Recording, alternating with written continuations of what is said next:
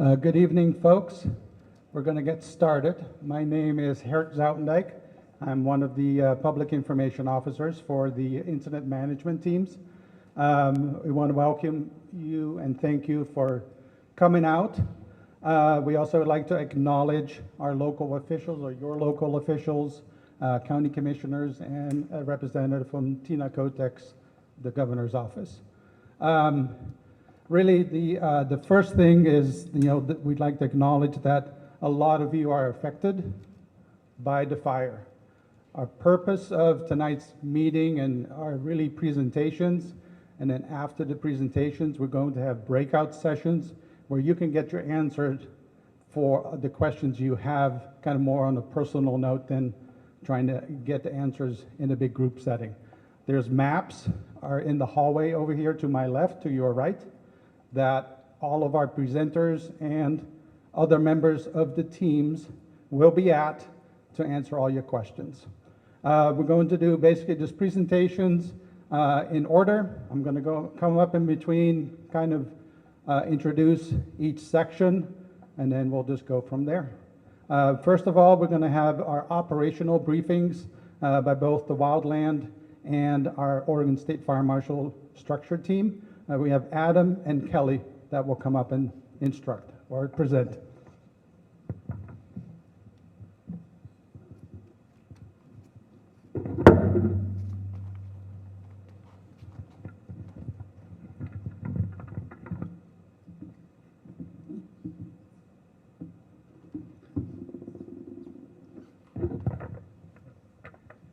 Hi, my name is Adam Stinke. I'm the Operations Section Chief Trainee for ODF IMT2, and I'll be going over the wildland operations part for our unified command here on the Rowena fire.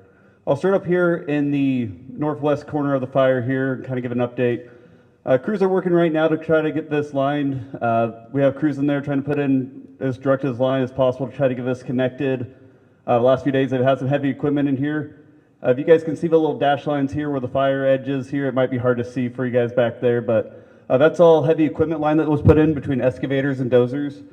And so that portion there is looking good, and they're just trying to get this piece here connected down to the highway. Up here on the north end of the fire, up here by the highway and the river, we have some crews in there working with our partners at OSFM, completing mop-up around any structures, supporting any existing control lines that were in there, and just trying to make that a lot more secure in there around those areas. Down here on the southeast portion of the fire, up above town, we have crews in there securing the control lines, improving some of those areas, and just trying to tighten up everything and start pushing in on mop-up on those areas. Over here on the more westerly portion of the fire, all of this right here is good dozer line coming in. You can see the hash marks on here. We have folks in there securing that today, working on mopping that up and getting it kind of plugged in. We have crews in here trying to conduct hand line and get as close as line we can in here and just try to get this area secure as well. And then we have crews, you see the two little hash marks here on the map. We have folks in there currently digging direct hand line, trying to get that tied in with that part that I talked with earlier there with the dozer line. In the report, and I'll be around afterwards if anybody has any questions.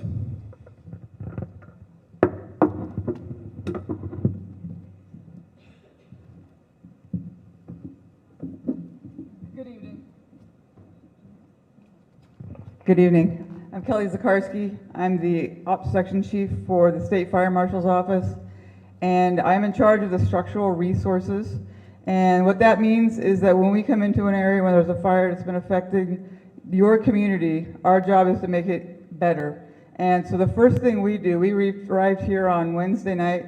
The local resources and the mutual aid did an amazing job. They did such a good job, and we were able to come in and help them and bolster what the work that they had already done, and then ideally give them a break so they could go back to their homes and their families and their community. So the Fire Marshal's Office, we have 8 task forces here, and those task forces all come from individual counties. So we have 8 counties represented throughout the state of Oregon, and they're actually representing over 30 different agencies. So different fire departments, city departments, districts, So it really is a team effort to come in and hopefully make a difference. So I'm going to talk a little bit about what we've been doing. So our primary, we first got here, our primary objective was recon. We really needed to know what the scope and scale of the problem was, how many structures were affected, how big of an area were we trying to work on. So we spent a lot of time that first evening just getting the lay of the land. And as we continued and figured out really what our priorities were, we were able to focus a lot of our energy initially along that old Highway 30. And we use a program called Survey 123, you may have heard of it. And essentially it helps us triage. So it allows us to have a system to address the structures that need the most urgent care, the most urgent attention, so that we can mitigate that risk. So as you know, some structures survived and some didn't. So we went in and identified those structures that were the most savable and went in and protected those and put out the fire around those. And that's what we've really been doing for the last 2.5 days, is systematically going through the structures all along here. This is along the old Highway 30, then we're moving down towards the Discovery Center, and then on into these communities, and going through and mopping up. So what we're doing is mopping up means we're going to take all the heat around those structures, any fire that came through, so that there's no heat left, which means that structure should, in theory, not be threatened by the fire that came through and burned around it. And right now we're in a position where of all within the fire footprint, so the red perimeter that you see now, every structure within that footprint is cold black 20 feet around it. Before we leave, our goal is that it will be 50 feet around it. And we'll also have all of this triaged and recognized so that we know that when we leave, it's better that we found it, but also that we've mitigated the risk to the homes your homes that are still here. And while we're doing that, we're also, I guess we could probably say we're just checking and double checking our work. So, you know, as soon as the wind kicks up, sometimes the smokes come back up or the sun hits it. So we're trying to be extra due diligent and hit every structure along those areas. So, and then also we're working very closely with our wildland partners. They've been amazing partners to work with, and together we're stronger. So we've really been able to make a difference, I hope. Thank you. All right. Thank you, folks. So next up is your local fire chief, David Jensen, who's going to give kind of a brief overview of what had transpired from the start of the fire until now and what his crews have been doing.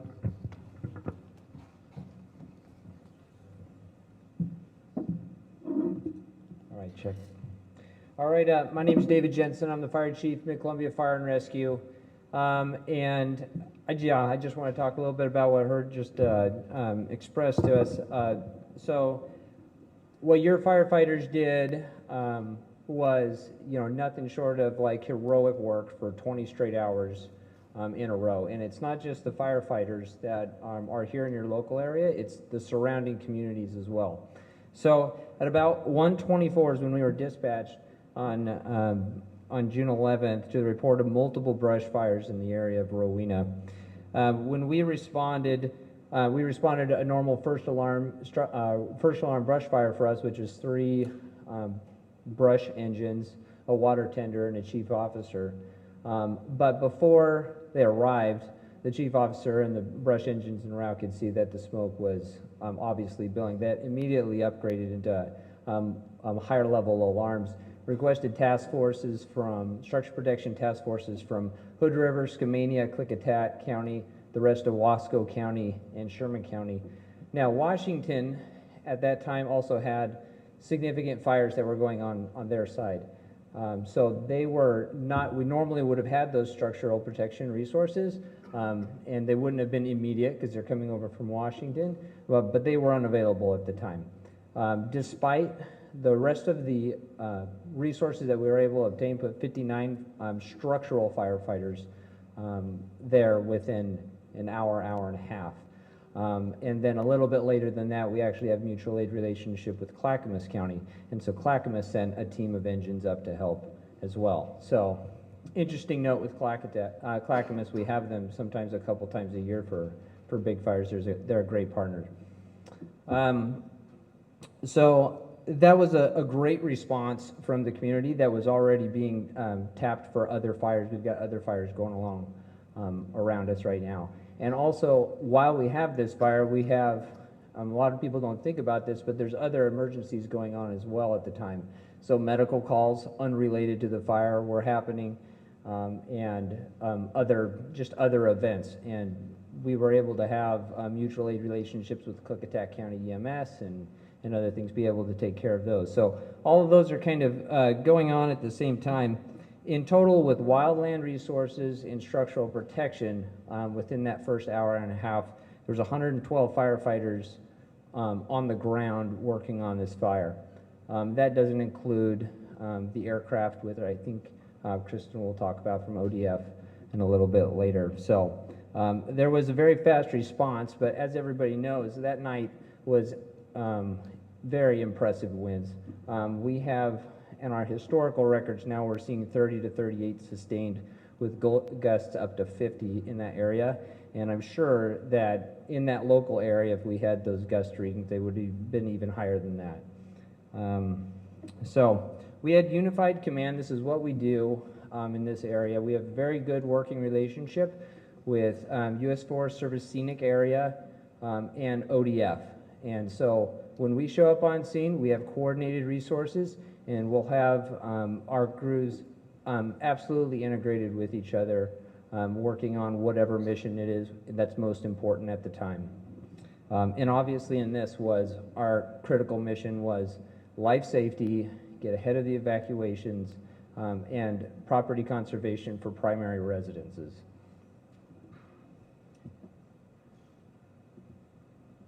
So firefighters were engaged in direct attack, suppression of the fire, structural protection, triage ahead of the fire, back burning, and water and retardant drops from aircraft were the tactics that we were using. And since we arrived on scene, it took almost a 6-mile run overnight. So that impacted many homes, and it's just being very real with you, it's a really devastating thing to drive through that area. Our crews, we have a specific wildland crew, many of you know about, especially if you live over in that area, that does mitigation work and works on the houses. And many of the houses in this area, we had done work. This crew had been out there trimming up branches and clearing stuff. And some of those homes were saved due to that work, and some of them were lost, some of those conversations. It's just really, it's a very real thing, what the people in this room are going through, and also what our firefighters are dealing with, because our whole department is in this with you. This is a big deal. It really is.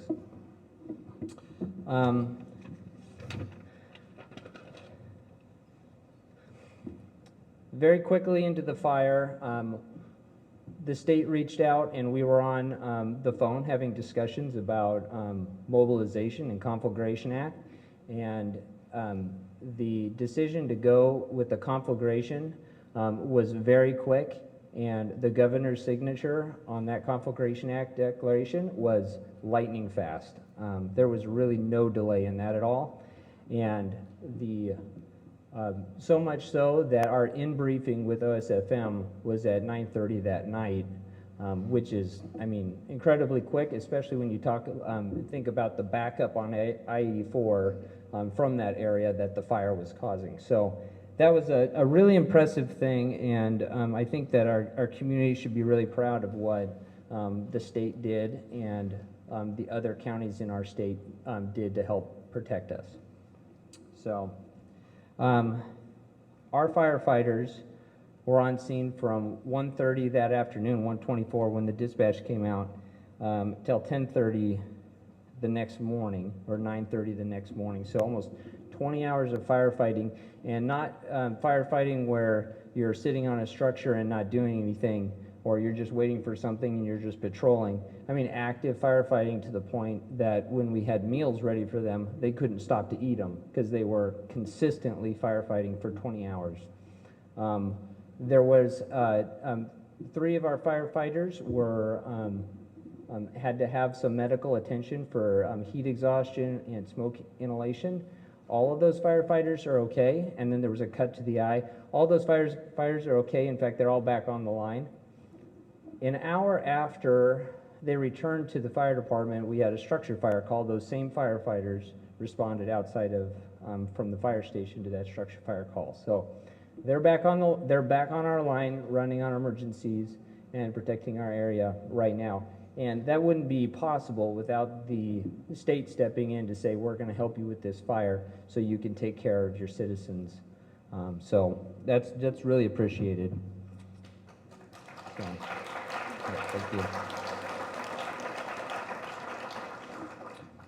Right now, how we're participating in this is we're engaged with the incident management team. They've reached out a lot. We're at the briefings. We're getting information. Our fire marshal is assisting in the investigation. ODF is taking the lead on that investigation. But we're there helping out with that. We're doing damage assessments. We're in the preparing for that recovery phase of this whole thing. Because it's not just the fire, it's after the fire that and how we respond to that really kind of tests the mettle of what we're all here for. So, thank you. That's all I have.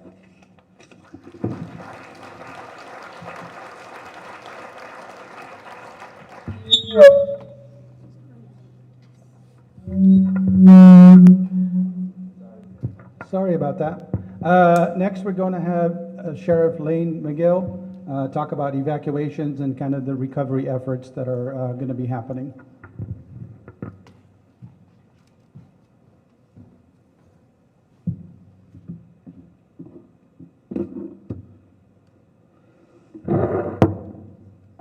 That one's on here. Can everybody hear me? Yep. Okay, my name's Lane McGill. I'm the Wasco County Sheriff. And what I'm going to do is I'm going to give you several different components of this fire and what we do. I want to start a little bit from the very beginning so everybody kind of has a general understanding of how we do evacuations at the Sheriff's Office. We've been doing it this way for about the last 10 years now. And so for those of you that aren't familiar, and if this is your first time experiencing this, we always have the level 1, level 2, and level 3. So that's ready, set, and go, just like when we were kids, playing track. So that's the best way that we can always remember that. So what we do when we have an incident like this, the first thing we do is we start deploying assets there, myself included. And by the way, in this particular case, every asset at the Wasco County Sheriff's Office, as far as our staff goes, patrol staff goes, was deployed to this, as well as parole and probation, and then we partnered with Oregon State Police, U.S. Forest Service as well. But when we arrive on an incident like this, and this incident here in particular, what we do is we begin to assess what we need to do immediately. Generally, what we like to do in most fires, which doesn't happen in the gorge very often, is we like to start at a level 1 and give you some preparation. And we always say you should be at a level 1 this time of year anyways, but in particular in this case, if you look right here in this area where the heel of the fire is at, when I came around the corner here, I was about the second person to arrive.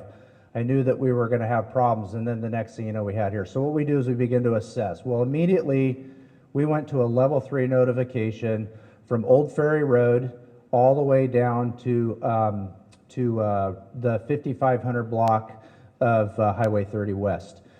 We weren't exactly sure what we were up against until we got into here, and then once we figured out that we had 4 or 5 other fires, either spot or trigger points that were in here, then we started evaluating how we're going to expand it.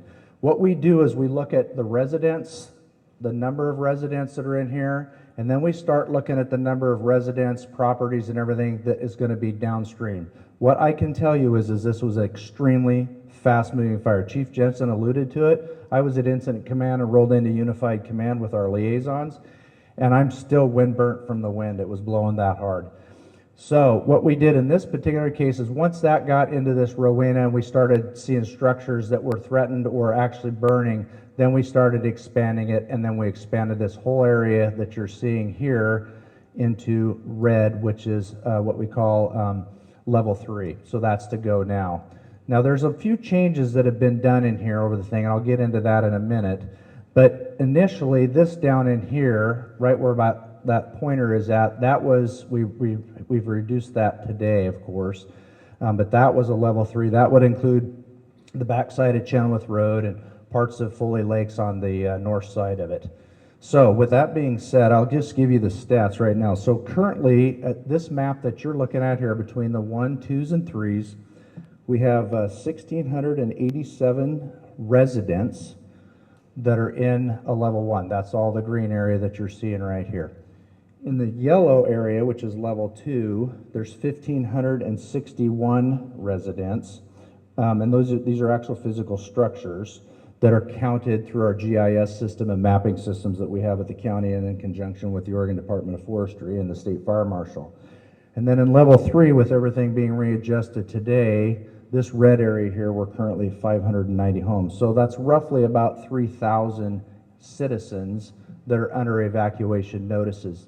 What we do in these particular cases, and as we evolve through the incident, these things will be pulled back. So when we're secure, like we were down here this morning, the fire people were saying, you know what, really secure in here, we're confident that we can get this back up to or drop it to a level 2. What I can tell you is we hold every drop 24 hours. So this is going to be held for 24 hours. If for some reason we make a decision to drop it again, and this goes from this one up here goes to a 2, we will hold that at a 2 for 24 hours. It gives us the time to make sure that the fire is still contained, and it also gives us the time to start putting a plan together for safety purposes and different things like that for reintegrating citizens back into their community. So that's kind of how we do the process of evacuations. So at this time, there are 2 roadblocks. There's one roadblock down by exit 76 right here at the Rowena exit, and there's another one right here at the golf course driveway. And by the way, the golf course is closed. No golf. Sorry for you golfers. I've already told the fire teams that we're going to have to deal with that. But anyways, there is a turnaround and a thing right there at the driveway. If you need to get to your residence in the Adeline, Simonelli, Thule Terrace area in there, you can go to that roadblock and you can provide your identification to the police officers that are there. They will escort you in so you can get medication and things like that for any kind of emergency stuff you might need. It's also the same down here at the 76 Highway 30 interchange down there. So just make sure that you do that, okay? So that's what we're doing now. We're going to provide those escorts. We're going to continue to do that, and we're going to continue to evaluate. We're hoping that tomorrow we'll be able to expand some of these or shrink them actually and give you the opportunity to get back in your home, because that's very important for everybody here. I'm a property owner just like you are, and being in my home is very, very important. And we want to get you back in your home as fast as we can, but we want to do it safely as we can. One of my top priorities, and my only top priority, and a lot of times when these rapidly evolve, is life safety.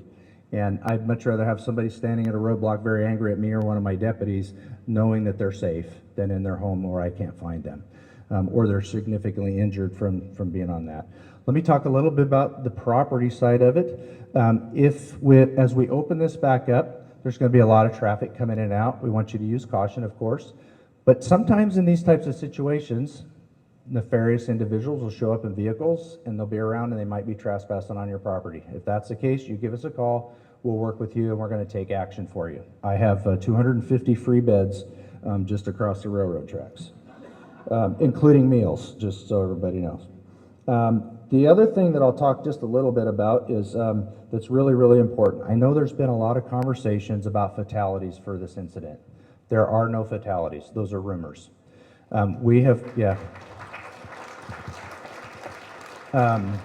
So just so everybody knows, there are no fatalities. Part of our process is to evaluate the properties, check on people that are missing maybe, something like that. And I've given this in a couple of press conferences, and if you got a pen handy, or you can look on our Sheriff's Office webpage, if you have a loved one that is maybe missing or you haven't had contact with, or a family member that knows that, you can call 541-506-2724.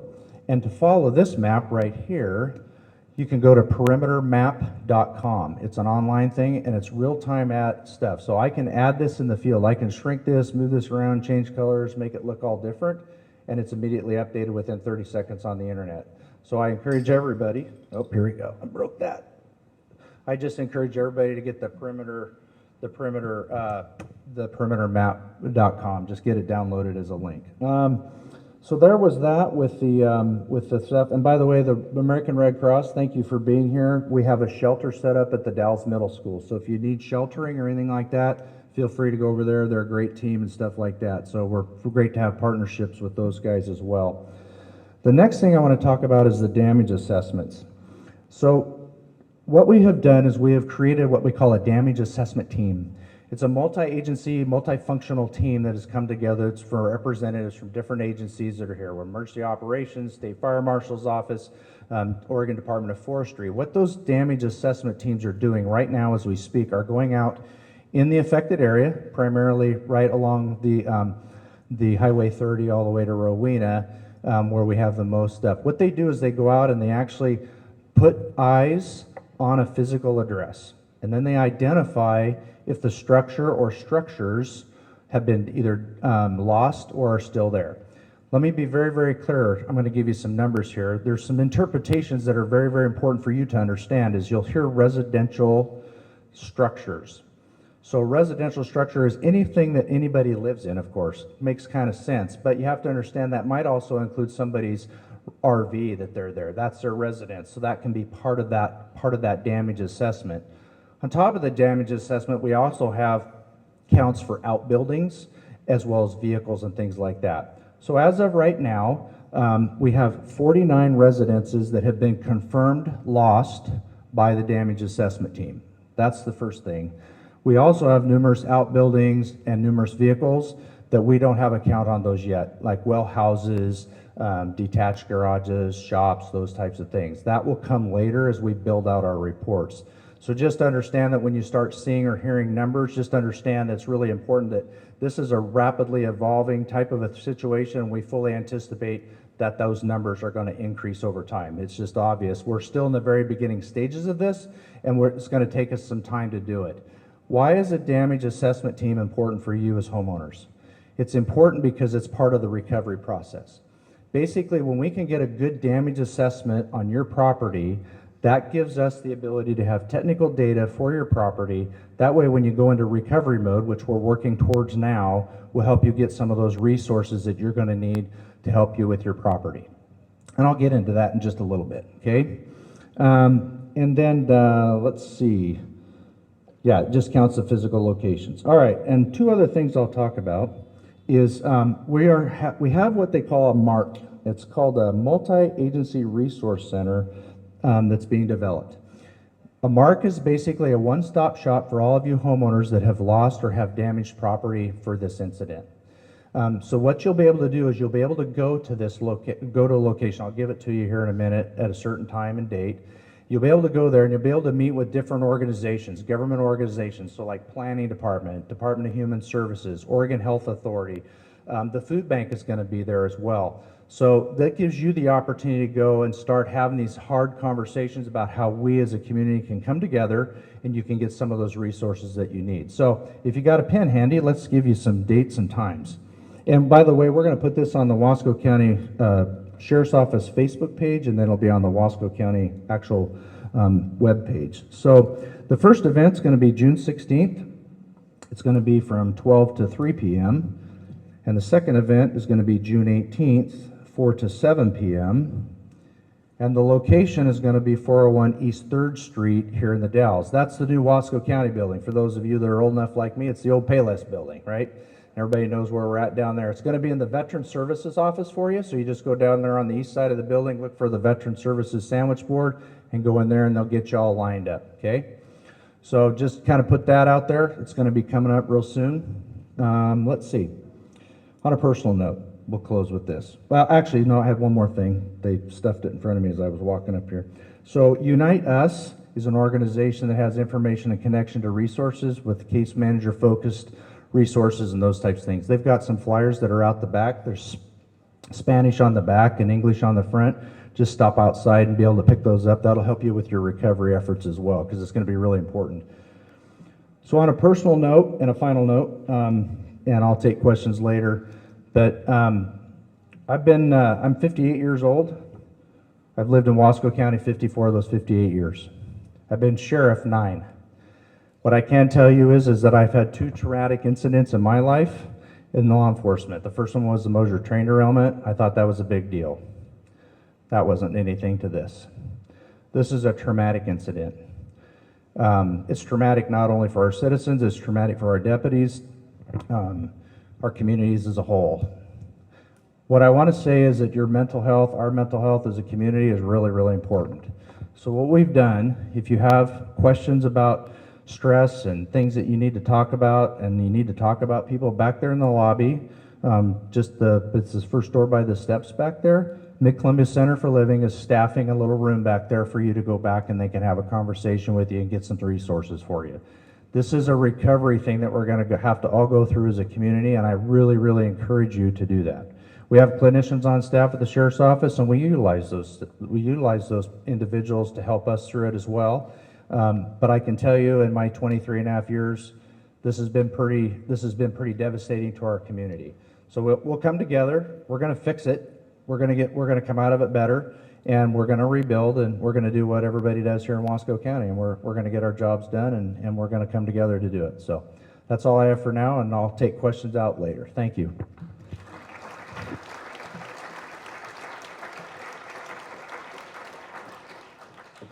Thank you, Sheriff.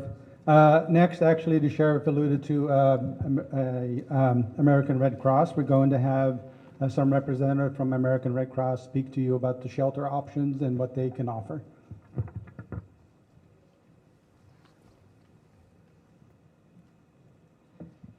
Hi, friends. My name is Morgan Schmidt. I'm the Executive Director for the Red Cross of Central and Eastern Oregon, and just want to share that we never want to be in a community under these circumstances, but we are honored to be coming alongside government and community partners to be offering care and support to everyone that's been impacted by this fire.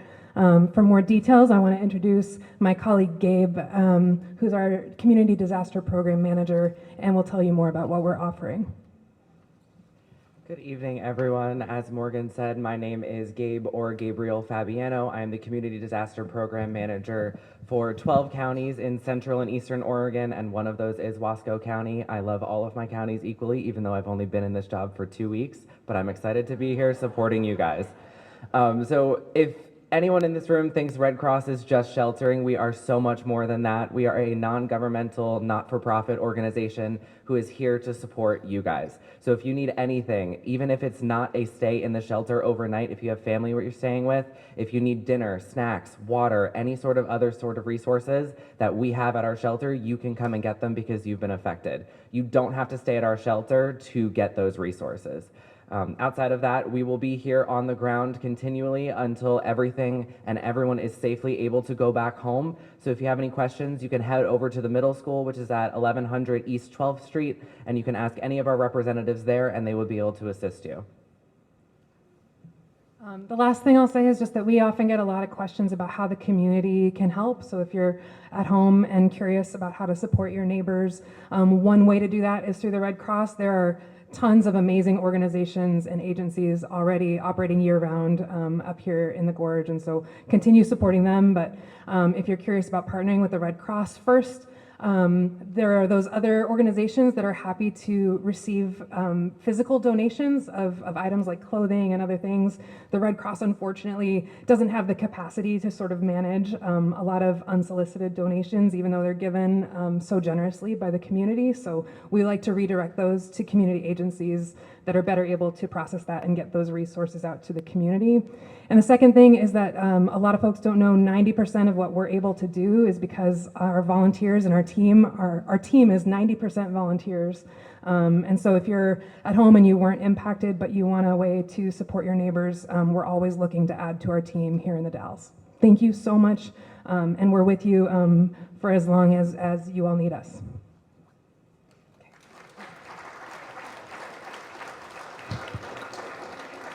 All right, thank you for your service and what you do for the community.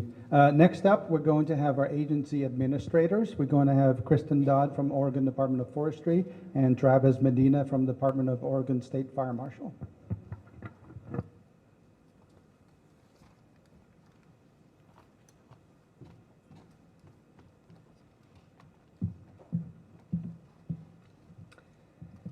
Good evening, folks. Again, my name is Kristen Dodd. I'm the local unit forester for the Oregon Department of Forestry. We are a wildland suppression agency that provides protection to private and non-federal lands. I'm up here representing both ODF as well as the U.S. Forest Service Scenic Area, another wildland agency that manages and suppresses fires on federal land here in the Columbia River Gorge. And, as has been alluded to regarding kind of the initial events that led into this fire and the start of it on the front end by Chief Jensen, ODF, the Forest Service Scenic Area, Mid-Columbia Fire and Rescue, all immediately launched resources on this when the fire bell rang. Typically when we get a fire bell, we'll leave some resources back in the barn, so to speak, in case there's a secondary call for another incident somewhere else. In this particular case, we emptied the barn. All of us agencies did that, given the scope and circumstances of this incident. And really, it's incumbent on all of us to share our resources with each other if we're going to be successful. We do that really well. And, from a capacity standpoint, we all brought everything that we had to bear that first night. For example, ODF has a dozer that we staff for initial attack. Some of you may see that dozer line up on 7 Mile. Our crew put that in that first night. That helped kind of keep that fire from spreading down into the Foley Lakes and that west side of the Dalles. And we also have severity resources, aviation resources that we manage here locally. So we deployed single engine scoopers that responded to the fire. Those resources were ordered up almost immediately.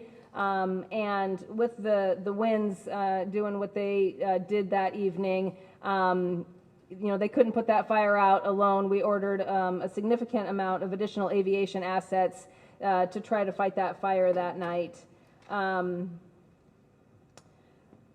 As the fire was evolving, we were placing additional resource orders, between what we have at a local level to initially respond to that fire, both at the wildland level, at the structural fire department level, our rural fire district partners coming in to help out. We were placing orders for additional dozers, additional hand crews, additional engines, additional water tenders, additional operational leadership to manage the fire, going into the next day. We knew that it was going to be a longer mobilization than just that first evening.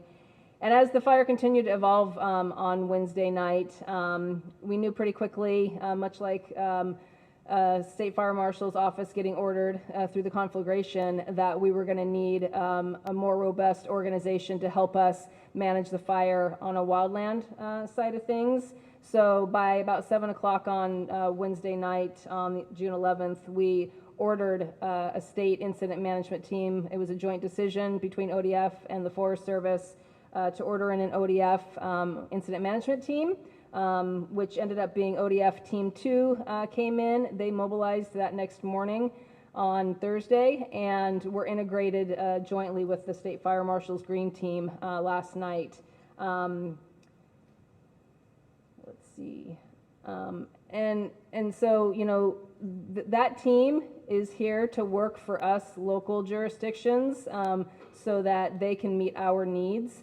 They're providing us capacity and services to, manage the complexities of this fire, which also allows us to go back to doing our day job, like Chief Jensen said, so that if we do get a new fire start somewhere else, we've got resources that can go and respond to that incident.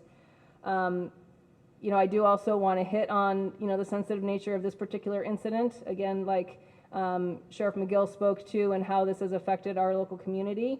Many of our local fire resources that work in this community also live in this community. My house is in the evacuation area, so I can sympathize and empathize with the fear that folks feel. We're out fighting the fight, and I have to kind of put aside what might be happening up at my own house. And, I just want to maybe end with, our fire crews are dedicated to stopping fires as soon as possible, as small as possible. They're here to serve our community, and they take it personally when they don't catch the fire. So it's hard on them. And I just want to recognize and appreciate the partnership that we do have with the other agencies, working with the Forest Service, Mid-Columbia Fire and Rescue, Sheriff's Office, ODOT helping with the highway closures that first night. It's a coordinated joint effort to get information out, get our community members out of harm's way, and catch this thing so that we can put it to bed and allow the community to move on and start to heal. Thank you.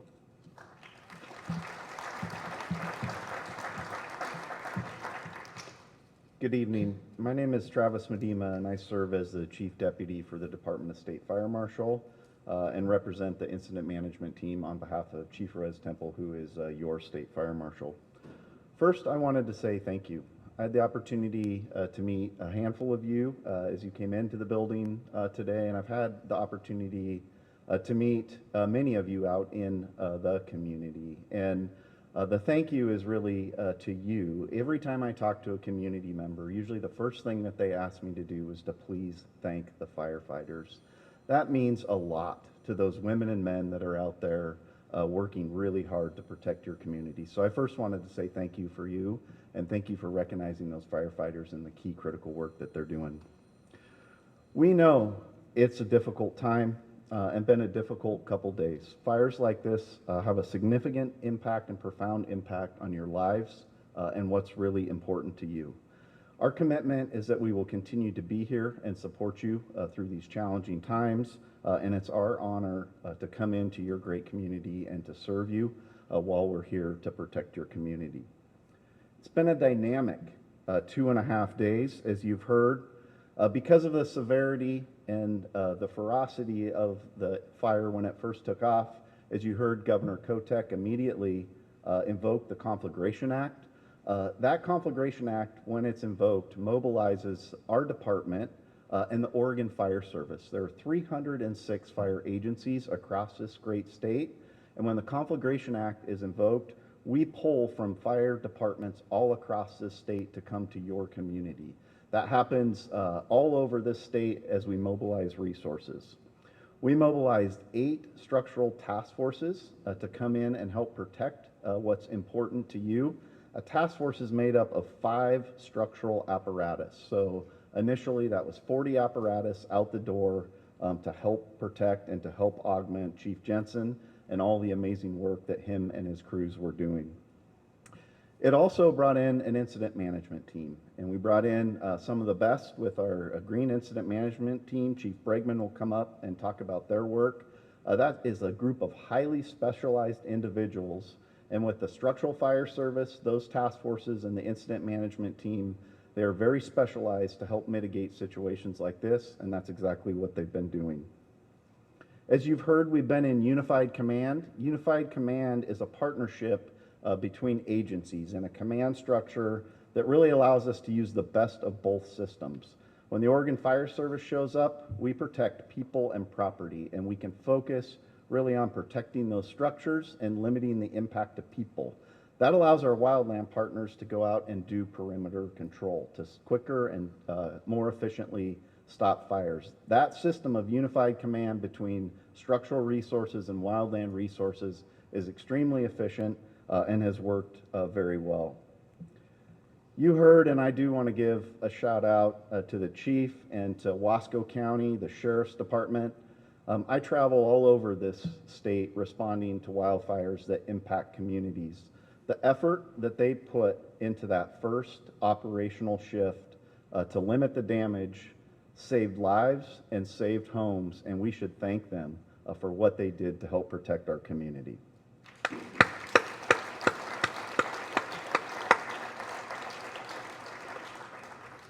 I also want to take a minute and thank our firefighters. I started with that.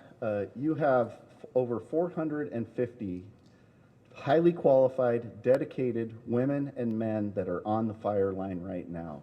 Their purpose is to contain this fire as quick as possible, get you back into your homes, and minimize this incident so that you can go back to living your normal lives.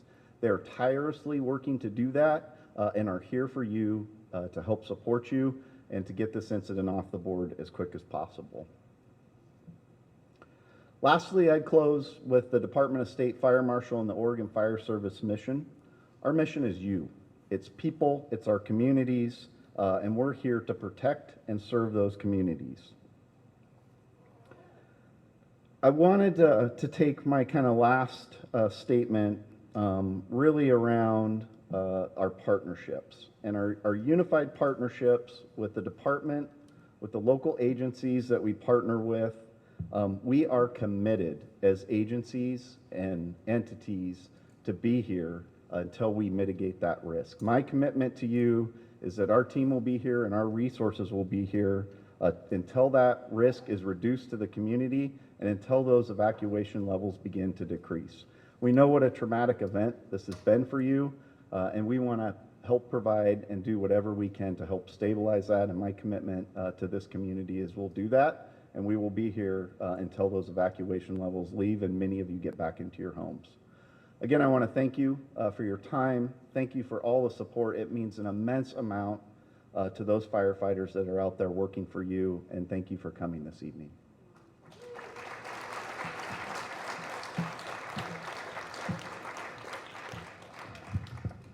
Great, thank you.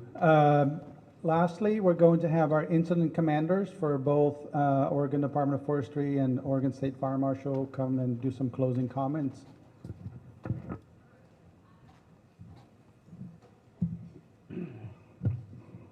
Good evening, folks. My name is Matt Howard. I'm the Incident Commander for the Oregon Department of Forestry Incident Management Team 2. And I'll just reiterate a few things that both Kristen Dodd and Travis talked about. And I'm a firm believer that we learn best when there's a bit of repetition. So I'm going to highlight a few things that they said in my words. For the Oregon Department of Forestry team, we were in briefed yesterday afternoon at 2 p.m. We're here under delegation. As Kristen mentioned, we're working for the Department of Forestry and the U.S. Forest Service. We went into Unified Command with Chief Bregman and the Green Team at 1900 hours, 7 p.m. last night. Our job, our marching orders, very simply is to put the fire out. That's what we're here for. A few observations coming in. As I rounded the corner, I live in Wallowa up in Northeast Oregon. As I came around the corner, I knew I was going to get a good vantage of the fire. And I kind of had an idea what I was going to be seeing, and it was verified. I saw incredibly strong relationships amongst emergency response agencies, Forest Service, the ODF, the Mid-Columbia Fire and Rescue, Sheriff's Office, State Police, ODOT. There's a number of agencies that I haven't mentioned, many that deserve recognition. The other structural agencies under mutual aid. I've been in this business for 39 years. This is my 39th summer fighting fires. And in my opinion, you folks, this community, have a tremendous service being provided to you by these emergency response agencies. And like Chief Deputy Medema, my gratitude is for them and the service that they provide. And it's in my humble opinion, you folks have every right to be incredibly proud of this group of folks and the devotion. And I get it. I've had fires in my home district as well, and we do take it seriously. These folks did nothing wrong. They did a ton right.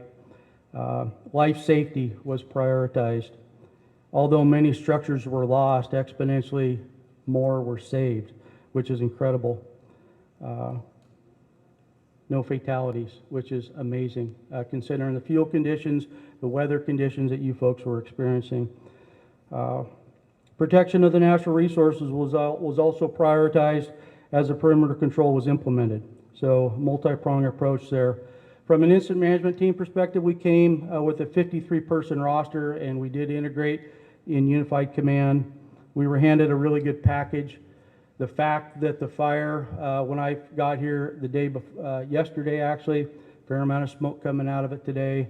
Pleasantly surprised in the minimal amount of smoke that's coming out of it today, and that the fire has not substantially moved inside that footprint in the last 24 hours or so is a testament to your local resources that were out there and the package that they handed to us to help us be successful.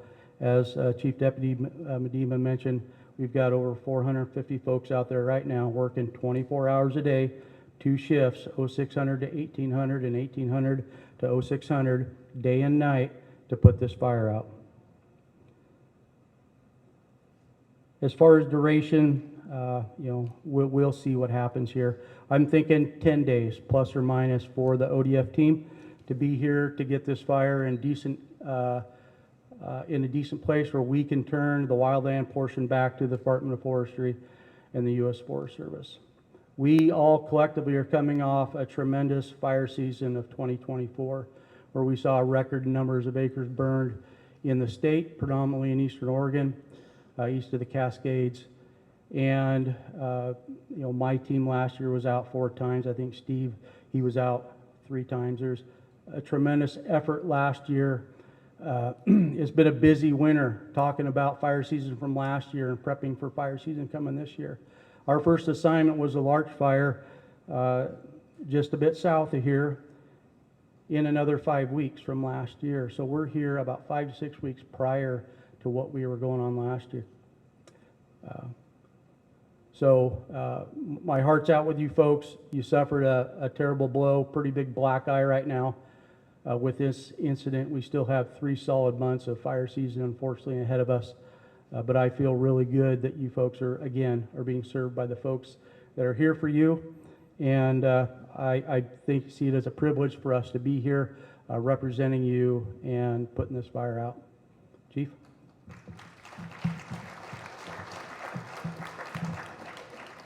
Good evening, everyone. My name is Steve Bregman, and I serve as the Oregon State Fire Marshal Green Team Incident Commander.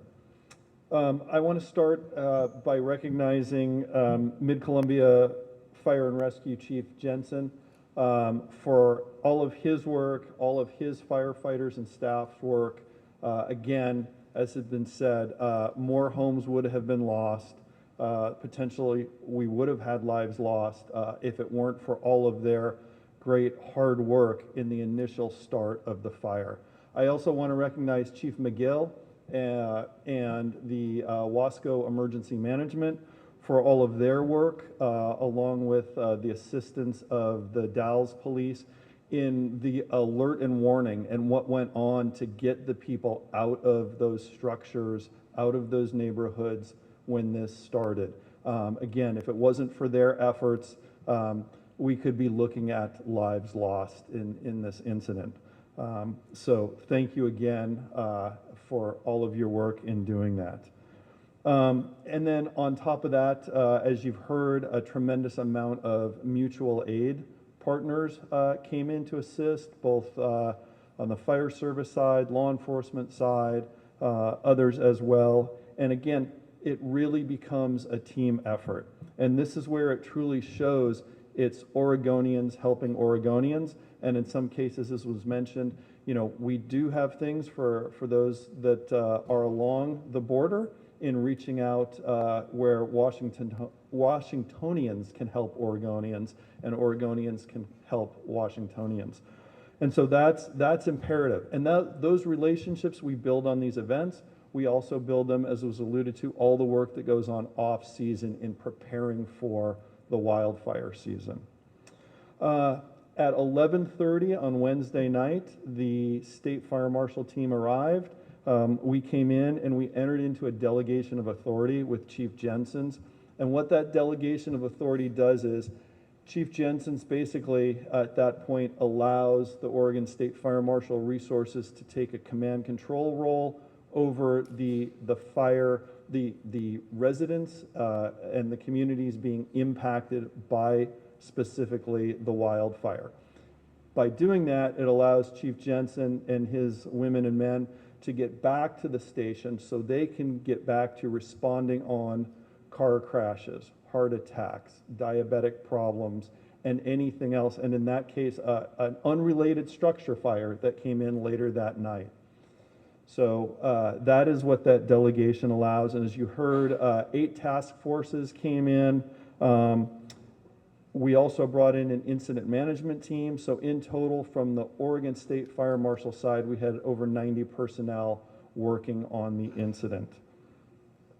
And that all comes through what we call the OFMAS, or the Oregon Fire Mutual Aid System, to surge resources from one portion of Oregon to another. So again, 8 task forces from all over the state.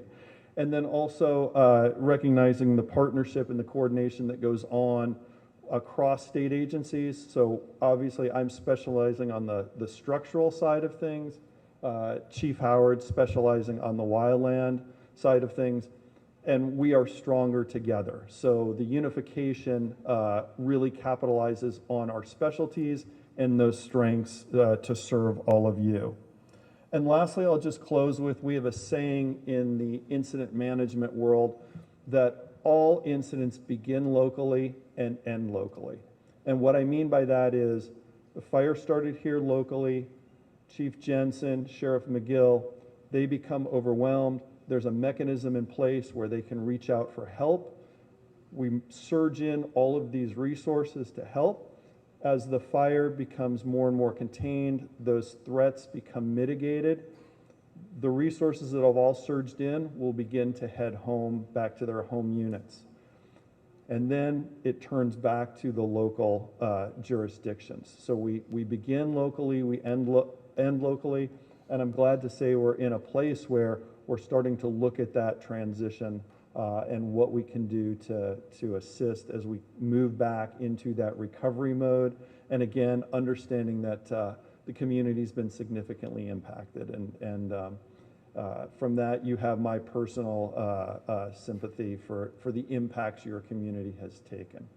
With that, I think we'll hand it back over to Hert, and we'll be available for questions.